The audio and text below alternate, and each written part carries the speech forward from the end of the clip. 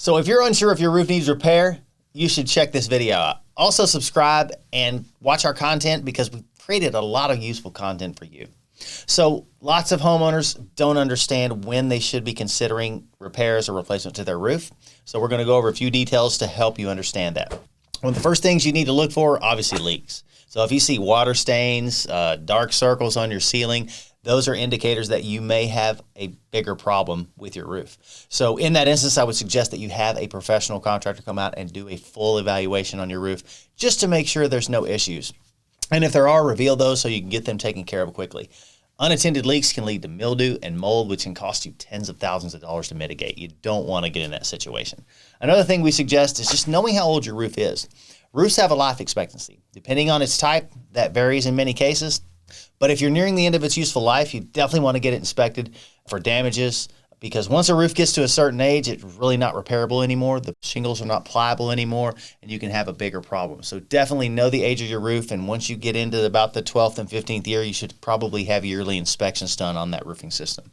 Another thing we like to look for is obviously missing shingles. So if you have missing shingles, if they've flown off your roof, you find them laying in your yard and your flower beds, you definitely want to get somebody up to take a look at that, because missing shingles lead to leaks. Leaks lead to mold and mildew, as we said. It's just a snowball effect, and then it ends up costing you a lot more than it should, right? So keeping an eye on your roof, keeping people on top of it, at least professionals on top of it, that know what they're looking for, is a great idea. Lastly, look for aggregate or granules in your gutters and your downspouts. Sometimes after hailstorms, and we get a lot of that here in North Texas, it will basically eradicate the aggregate or the granules from your roof.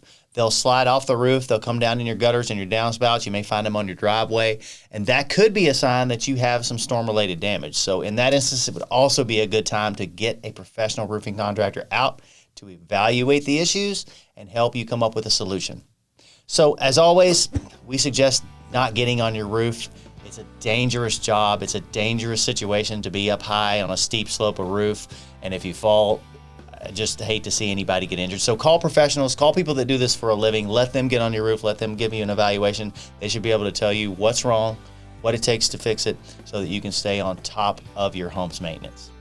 Call us for help, obviously. Wind or hail, call Blue Nail. We'll keep you in the know.